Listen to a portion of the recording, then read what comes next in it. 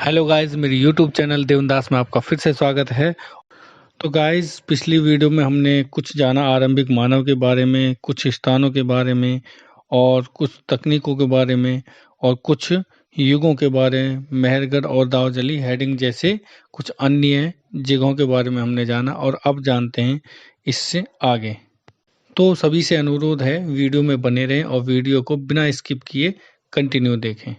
तो देर ना करते हुए अब हम जानते हैं अपने अगले पार्ट के बारे में, जिसका नाम है आरंभिक नगर। आरंभिक नगर में हम जानेंगे सबसे पहले हड़प्पा सभ्यता के बारे में, जिसे सिंधु सभ्यता भी कहा जाता है। यह शहर रावी नदी पर बसा हुआ था। इसकी खोज सबसे पहले राय बहादुर दयाराम साहनी जी ने 1921 में की थी। यह एक नगरीय सभ्यता थी। इसके मुख्य निवासी द्रव्य एवं भूमध्य सागरीय थे। लोथल और शुद्ध कोददा सिंधु सभ्यता के बंदरगाह थे। सिंधु सभ्यता की लिपि भाव चित्रात्मक थी। यहाँ के नगरों की पश्चिमी भाग छोटा और ऊंचाई पर बना था, जिसे नगर दुर्ग कहा जाता था। पूर्वी हिस्सा बड़ा था लेकिन निचले इलाके में था, जिससे निचला नगर कहते थे। अब जानते हैं हम मोहनजोदड़ो के बारे में। ये सिंधु नदी पर बसा एक सभ्यता थी जो आधुनिक पाकिस्तान में है। इसकी खोज 1922 में राखल दास बैनर्जी ने की थी। यह पाकिस्तान के सिंध प्रांत लरकाना में स्थित है। इन शहरों का निर्माण लगभग 4700 साल पहले हुआ था। सबसे बड़ी इमारत यहाँ अन्नागार मिला। मोहनजोदड़ो से एक बड़ा तालाब भी मिला है, जिसमें स्नानागार कहा जाता है।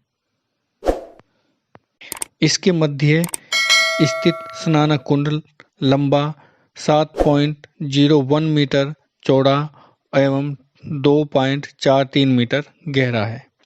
इसमें पानी का रिसाव रोकने के लिए प्लास्टर के ऊपर चारकोल की परत चढ़ाई गई थी। कालीबंगा और लोथल जैसे अन्य नगरों में अग्नि कुंड मिले हैं।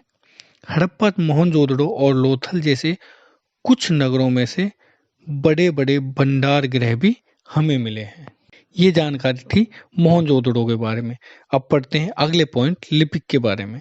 लिपिक क्या थे? लिपिक जो मुहरों पर लिखते थे, शायद ये पत्थरों पर भी लिखते होंगे उस समय। तो लिपिक जो मुहरों पर लिखते थे उन्हें लिपिक कहते थे। अब जानते हैं अगले पॉइंट कालीबंगा के बारे में। कालीबंगा ये भी बहुत मोस्ट इंपॉर्टेंट है और हर बार किसी न किसी सीटेट में इसमें से क्वेश्चन बनता ही बनता है। कालीबंगा यह घग्गर नदी पर बसा हुआ था और राजस्थान के हनुमानगढ़ में है। इसकी खोज वी लाल एवं वी.के. ने की थी। यहाँ जुते हुए खेत और नक्काशीदार ईंटों का प्रयोग करने का साक्ष्य प्राप्त हुआ है। अग्निकुंड भी यही मिले हैं, जिससे पता चलता है कि यहाँ यज्ञ भी होते होंगे।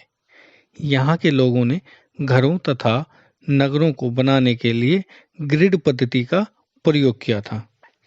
घरों के दरवाजे यहाँ पीछे की तरफ खुलते थे तथा लोथल में मुख्य सड़क की ओर खुलते थे। तो गाइज, अब जानते हैं गुजरात में हड़प्पा कालीन नगर के बारे में। सबसे पहले पढ़ते हैं रंगपुर के बारे में। रंगपुर मादर नदी के किनारे बसा हुआ है।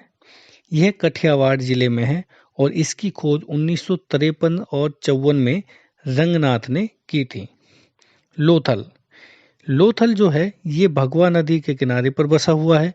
1955 एवं 1962 में अहमदाबाद जिले में है। इसकी खोज रंगनाथ ने की थी, जिसे उत्खननकर्ता भी माना जाता है लोथल का। यह गुजरात के खंबात की खाड़ी में मिलने वाली साबरमती की एक उपनदी के किनारे बसा हुआ है। यहाँ कीमती पत्थर जैसे कच्चा माल आसानी से मिल जाता है। हड़प्पाकालीन नगरों में एक है बनमाली। जो वनमाली है यह हरियाणा का हिसार जिले में है। इसकी खोज रविंद्र सिंह बिष्ट ने 1974 में की थी। यह रंगोली नदी के किनारे पर बसा हुआ है। अगला है हमारा रोपड़। रोपड़ जो है वो पंजाब के रोपड़ जिले में है। इसकी खोज यज्ञदत्त शर्मा ने 1953 से और 56 में की थी। ये जो रोपड़ है ये सतलुज नदी के किनारे पर है। अब जानते हैं चंदहुदड़ो के बारे में। चंदहुदड़ो सिंध प्रांत पाकिस्तान में है।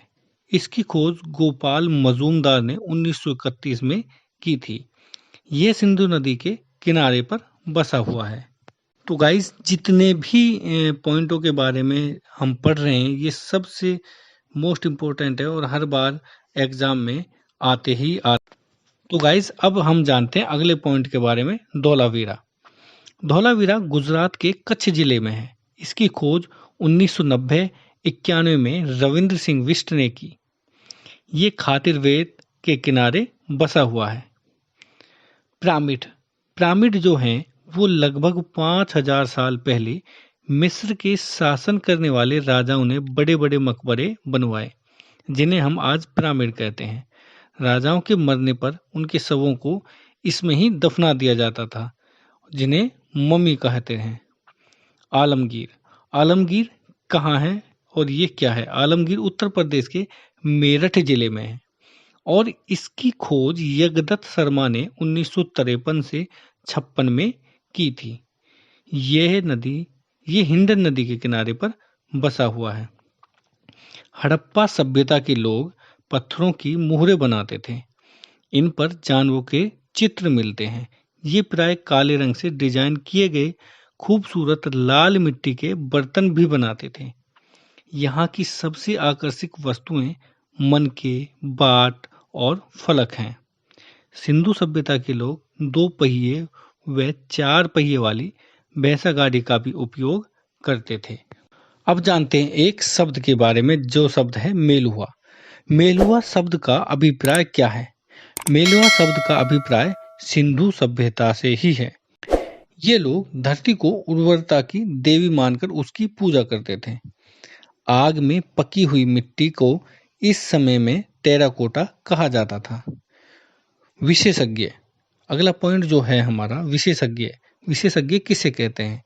जो किसी खास चीज को बनाने के लिए खास प्रशिक्षण लेता है, जैसे पत्थर तराशना, मन के चमकाना या मोहरों पर पच्चीकारी करना आदि। बहुत से काम वो सब के सब विशेषज्ञ द्वारा किए जाते हैं। एक और मोस्ट इम्पोर्टेंट में है फ्योन्स। फ्योन्स क्या है? इसे कृत्रिम रूप से तैयार किया जाता है। बालू या स्फटिक पत्थरों के चूर्ण को गोंद में मिलाकर उनसे वस्तुएं बनाई जाती थी, जिसे फ्योन्स कहा जाता है। कच्चा माल जो या तो प्रकृति से मिलता है या फिर किसान या पशुपालक उनका उत्पादन करते हैं। कपास को भी कच्चा माल कहते हैं। हड़प्पा के लोग तांबे का आयात राजस्थान व पश्चिमी एशियाई देश ओमान से करते थे। पौधों के अवशेषों से पता चलता है कि हड़प्पा के लोग गेहूं, जौ, दालें, मटर, धान, तिल और सरसों उगाते थे। हड़प्पा में हल्के आकार का खिलौना भी मिला, जैसे कि आपकी स्क्रीन पर दिख रहा है। यहाँ के लोग गाय, भैंस और बकरियां भी पालते थे। तो गाइस, ये था हमारा पार्ट नंबर 3 हमारे अतीत का।